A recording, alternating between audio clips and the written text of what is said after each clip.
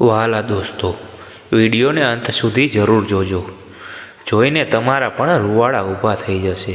મિત્રો, મારું નામ નિખિલ છે.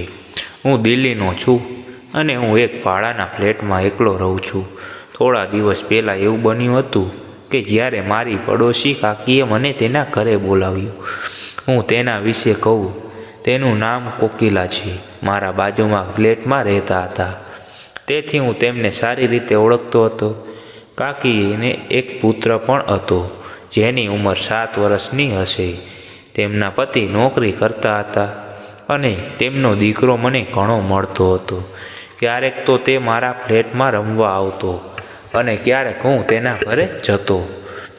એક દિવસ કાકાએ મને બોલાવ્યો અને કહ્યું કે હું અને મારો પુત્ર તેના દાદાના ઘરે થોડા દિવસ માટે જઈ રહ્યા છીએ અને લગભગ 10 થી 15 દિવસ પછી પાછા આવીશું. તો તારી કાકીનું ધ્યાન રાખજે. જો તેમને કોઈ જોઈતું હોય તો તને બોલાવશે. અને મેં કાકાને કહ્યું કે તમે ખાતરી રાખો કે હું બધું સંભાળીશ. તેઓ બીજા દિવસે સવારે નીકળી ગયા અને તેમના ઘરમાં માત્ર કાકી હતા. મારા કાકા કહેવા પ્રમાણે હું પણ તેમની સાથે તેમના ઘરે રહેતો, પણ હું આજથી તેમના ઘરે રહી ગયો અને સૂઈ ગયો. પછી વહેલી સવારે થઈ અને કાકી હંમેશાની જેમ ઘર સાફ કરવા લાગ્યા અને હું મારો નાસ્તો બનાવવા લાગ્યો. આ સમય અચાનક મારા સિલિન્ડરનો ગેસ સમાપ્ત થઈ ગયો અને હું નાસ્તો બનાવી શક્યો નહીં.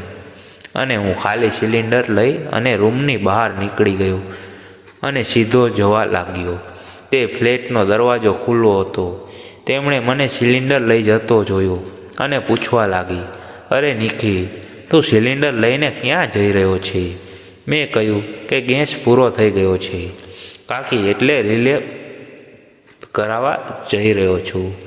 તો કાકીએ કહ્યું, તમે ગેસની જરૂર છે, તમે મારા ઘરે લઈ શકો છો. મેં કહ્યું, ના કાકી, હું તેને ફરીથી ભરાવી લઈશ. અને તમે શા માટે પરેશાન થાવ છો? સિલિન્ડર ભરાવાનું તો પડશે જ. અને કાકીએ કહ્યું કે કાકા તો આ તમને કહીને ગયા છે ને તમે મારા ઘરે જ ભોજન કરજો. હું પહેલાં પણ તેમના માટે ભોજન બનાવી શકી હતી અને હવે તમારા માટે ભોજન બનાવીશું અને હું રહીશ તો મને સારું રહેશે. બહુ કોશિશ કરી, પણ કાકીએ કહ્યું, તારા કાકાએ તને કહ્યું છે મારું ધ્યાન રાખવાનું. હું તમારું ધ્યાન રાખીશ. મેં હાથ જોડીને કહ્યું કે ઠીક છે કાકી. હું સિલિન્ડર લઈને પાછો રૂમમાં આવી ગયો. પછી થોડીવાર પછી કાકી આવ્યા અને મને પૈસાની અને યાદી આપી અને કહ્યું, નિખિલ, આજનું થોડું સામાન બજારમાંથી લઈ આવો. હું પૈસા લઈને લિસ્ટ લઈને બજારમાં સામાન ખરીદવા ગયો. હું પાછો આવ્યો તો તેમને દરવાજો બંધ હતો. મેં ડોરબેલ વગાડી ને અંદરથી અવાજ આવ્યો, હું સ્નાન કરી રહી છું અને દરવાજો ખોલો, અંદર આવો. અને રસોડામાં વસ્તુઓ રાખીને કહ્યું, કાકી, મેં વસ્તુઓ રાખી છે, હું જઈ રહ્યો છું. આંટી બોલી, અરે તમે બેડરૂમમાં છો? મેં કહ્યું, હા કાકી, હું બેડરૂમમાં છું. તો મને ટુવાલ આપો. મેં જોયું કે કપડાં બેડ પર પડેલા હતા. પછી ટુવાલ લીધો અને કાકીને આપ્યા. કાકીએ કહ્યું, નાસ્તો તૈયાર છે, કરીને જજો. પછી હું બેસી ગયો અને મેં કહ્યું કે મેં સ્નાન કર્યું નથી, એટલે હું સ્નાન કરીને આવું. આંટીએ માત્ર એટલું જ કહ્યું, શું થયું, સ્નાન નથી કર્યું? તો તમે અહીં સ્નાન કરી લો. મેં કહ્યું, હું કપડાં નથી લાવ્યો. તેમને મને કહ્યું કે તું બેવકૂફ છે. કપડાં? મેં કહ્યું, હું મારા જ રૂમમાં સ્નાન કરીશ. કાકીએ કહ્યું, નિખિલ, આ તારું ઘર નથી. મેં કહ્યું, એવું નથી કાકી. મેં કહ્યું, કપડાં લઈ આવું અને જલ્દી સ્નાન કરી લે. મેં બહુ ભૂખ લાગી છે. હું કપડાં લઈ આવ્યો અને તેના દરવાજા પાસે આવતા જ મારા હોશ ઉડી ગયા. તેણે મારી સામે જોયું અને કહ્યું, તું શું જોઈ રહ્યો છે? ઉતાવળ કર અને સ્નાન કરો. મને ભૂખ લાગી છે. હું બાથરૂમમાં દાખલ થયો અને દરવાજો બંધ કરી સ્નાન ચાલુ કર્યો અને નાહવા લાગ્યો. થોડી વાર પછી કાકીએ બૂમ પાડી અને ઝડપથી સ્નાન કરી બહાર આવ્યો. પછી અમે બંને નાસ્તો કર્યો. હું આંખો નીચે કરીને જમતો હતો અને કાકીએ પૂછ્યું કે શું થયું છે. મેં તેની સામે જોયું ને કંઈ નથી થયું. કાકી બોલ્યા, તમે મારા કપડાના કારણે મારી તરફ જોઈ રહ્યા નથી. કાકી બોલ્યા, અરે નિખિલ, બહુ ગરમ છે. બધા કપડાં ધોઈ નાખ્યા હોવાથી મેં વિચાર્યું કે આજે પહેરીશ, પણ હું સમજી ગયો ખરેખર ગરમ છે. પરંતુ તે મને આ રીતે ક્યારેય જોયા નહોતા. ત્યાંથી હું થોડો શરમમાં માયો અને આ સાંભળીને મારા કાકી હસવા લાગ્યા અને કહ્યું કે છોકરાઓને પણ શરમ આવે છે. હું તો હસતો જ રહ્યો. પછી કાકીએ કહ્યું, ઠીક છે, હું કોઈ બીજું ઉમેરીશ તેથી તમને અજીબ ન લાગે. કહ્યું, કોઈ સમસ્યા નથી. પછી અમે બંને નાસ્તો કર્યા પછી હું મારા રૂમમાં આવ્યો. થોડી વાર પછી હું સૂઈ ગયો અને બપોરે કાકીએ મને બોલાવીને આવવાનું કહ્યું. જમવાનું તૈયાર છે. હું જમવા આવ્યો.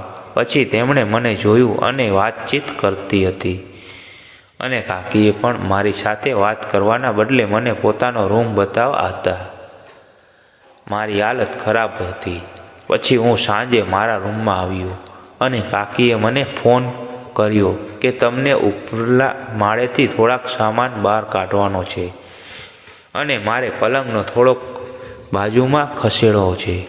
તેથી કેટલીક વસ્તુઓને પલંગ નીચે ગઈ હતી. મેં પલંગની વસ્તુઓ એક ટેબલ પર ઉતારી. પછી પલંગનો બાજુમાં ખસેડી દેવું તો મારું કામ સમયથી થઈ જશે. મેં ફરી પ્રયત્ન કર્યો પણ કામ ન થયું. કાકી, તમારું કામ થઈ ગયું? કાકીએ પણ કહ્યું, પણ મને જોવા દે, કેમ બરાબર થાય કે નહીં. પછી કાકીએ પલંગ નીચે વસ્તુઓ શોધવાનું શરૂ કર્યું. મેં વસ્તુઓ રાખી અને પાછો આવ્યો અને મેં એકલા પ્રયત્ન કર્યો પણ પલંગ ફિલિંગ થયો. કાકી પાછા મારા રૂમમાં આવ્યા. તેણે મને કહ્યું કે મને મદદ કરો. હું ધક્કો મારવા લાગ્યો અને દિવાલ સાથે અથડાયો અને કાકી મારા પર પડ્યા. કાકી બેડ પર બેસાડ્યા અને હું બેસી ગયો. કાકીએ કહ્યું, મને કમર અને પગમાં દુખાવો થાય છે. તેમને દવા લગાવવાનું કહ્યું. તેણે કહ્યું, તેને કોઈ પીડાની ગોળી હોય તો લે, પણ તે પણ ત્યાં ન હતી. અને કહ્યું, મારા રૂમમાં તપાસ કરીશ અને પછી તને કહ્યું, જા જલ્દી, તેને દુખે છે. તેથી તેને કહ્યું, મારા રૂમમાં ગયો, પણ મારા રૂમમાં તે કોઈ દવા નહોતી. હું પાછો આવ્યો અને કાકી, કોઈ દવા નથી. તેને કહ્યું કે હવે શું કરું. મેં કહ્યું કે એક ઉપાય છે.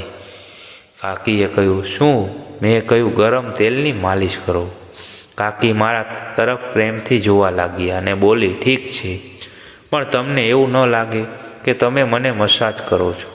મેં કહ્યું, ઓકે, તેલ ગરમ કરી લાવીશ. અને તેણે કહ્યું કે તે રસોડામાં છે. માલિશ કરતાં કાકીએ કહ્યું, સૂઈ જાઓ. મેં મસાજ કરવાનું શરૂ કર્યું. પહેલાં તો મને સ્પ્રે કરવાથી દુખાવો થતો હતો અને ધીમે ધીમે તેની રાહત મળવા લાગી. કાકીએ કહ્યું, નિખિલ, તારા હાથમાં જાદુ છે. મિત્રો, તે સમયે મારું હૃદય કેટલું ઝડપથી ધબકતું હતું. હું કહી શકતો નથી. કાકીએ કહ્યું, શું થયું? કેમ રોકાઈ ગયા? તેણે કહ્યું, ખરેખર નિખિલ, તે મારું દુઃખ દૂર કરી લીધું છે અને તું સૂઈ જા, હું તારી ઈજાની માલિશ કરીશ. કાકી ઊભા થયા ને કહ્યું, 8 વાગ્યા, હું જમવાનું બનાવીશ, તમે ફ્રેશ થાવ. પછી અમે બંને ભોજન લીધું. કાકી સૂઈ ગયા અને હું આજે અહીં જ મારી પીઠના દુખાવા દૂર કરવા લાગ્યો હતો. જો તમે માલિશ કરો તો સારું થશે. મેં કહ્યું કે આ સારું જ છે. હવે અમે બંને બે રૂમમાં આવ્યા અને કાકીએ કહ્યું, સંભાળ નિખિલ, તારા હાથમાં કોઈ જાદુ છે કે શું? કાકીએ કહ્યું, મને ખૂબ જ ઊંઘ આવી રહી છે અને હસવા લાગી. આંખો બંધ કરી દીધી અને હું ઊંઘવા લાગ્યો અને કાકીએ કહ્યું, નિખિલ, આજે તે મને મારા જીવનમાં એવી ખુશી આપી છે કે આજે સુધી મને નથી મળી. મિત્રોને ચેનલને સબસ્ક્રાઈબ કરવાનું ભૂલશો નહીં. ધન્યવાદ.